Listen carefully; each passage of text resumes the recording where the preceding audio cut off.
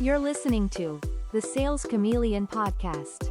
Smarter sales, stronger growth, simplified. Hey there, welcome back to another episode of the Sales Chameleon Podcast where selling smarter starts.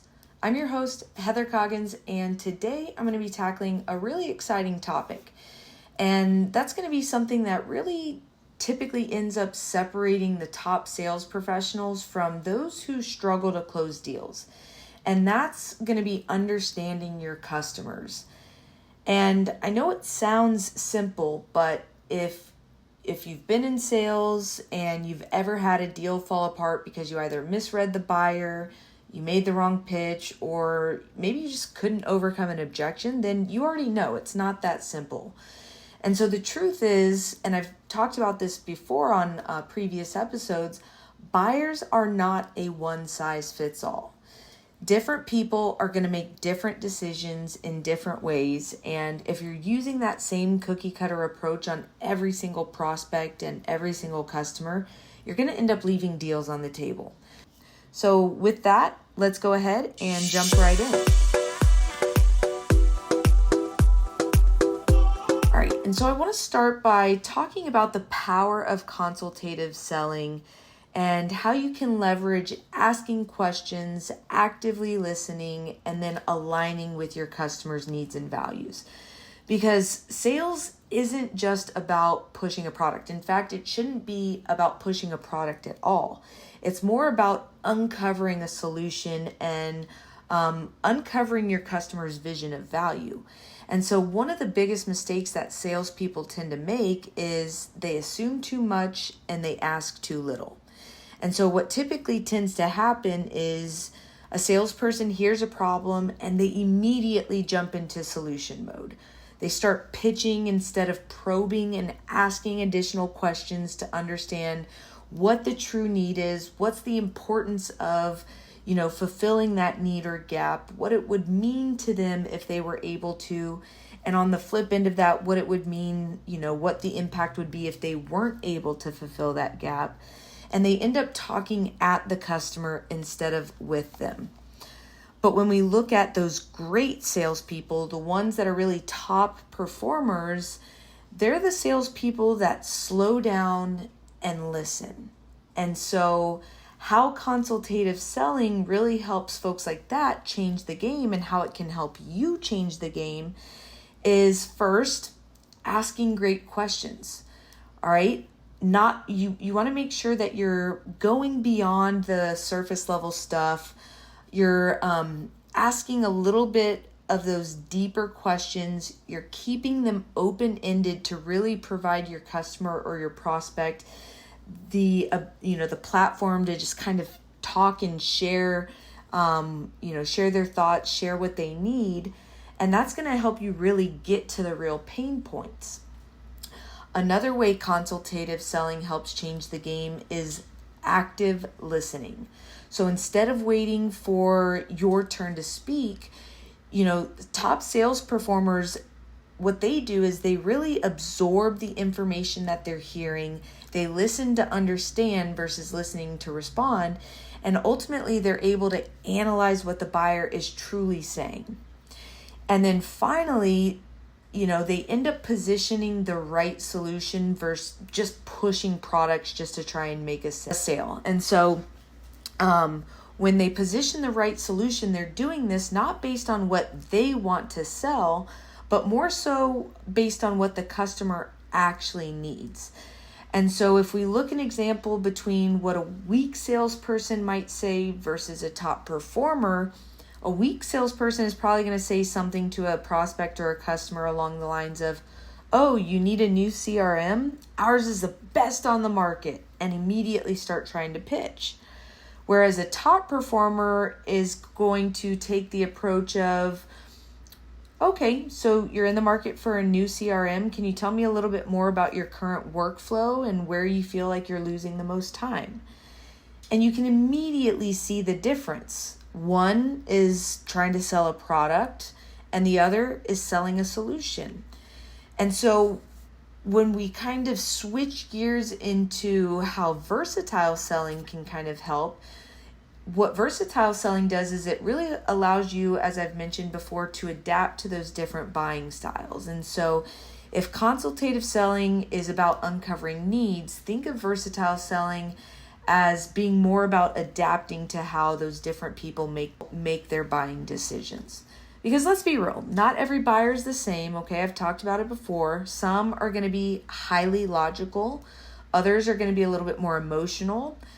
And others are going to need stories and this big picture thinking. And so how you can adjust your approach is for logical buyers, as an example.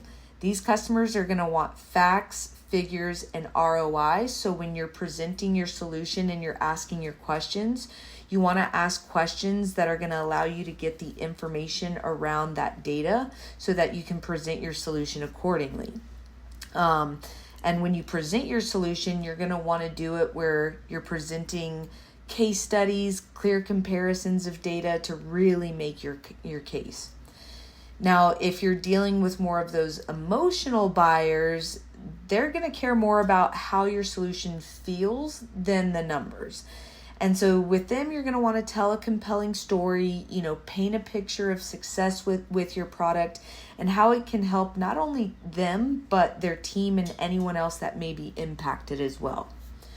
And so if we kind of bring this into, a real world example, just imagine let's say you're selling a security system. A logical buyer is going to need to see stats on crime rates as well as system reliability. An emotional buyer is going to more so respond to a story about a family who maybe prevented a break-in thanks to their alarm, okay? And so you can see the difference in essentially the needs of how they prefer to communicate. And when you end up matching your style to the buyer's style, which is going to be the prospect or the customer, closing that deal is going to become a whole lot easier because you're going to end up, communicating to them in a way that feels comfortable.